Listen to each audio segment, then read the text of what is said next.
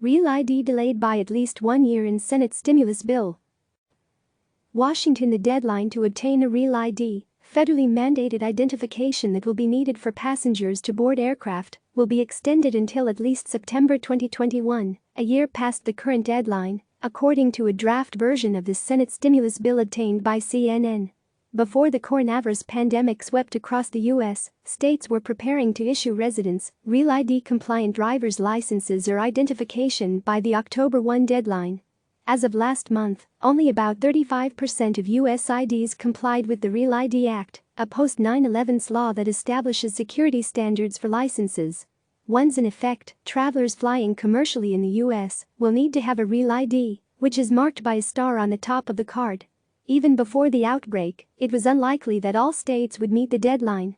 Last month, Acting Homeland Security Secretary Chad Wolf told lawmakers that the prospect of all states being able to issue their constituents a Real ID by October 2020 was probably fairly small.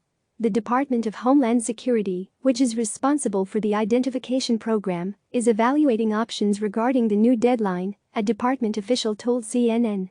Priscilla Alvarez and Maegan Vazquez contributed to this story.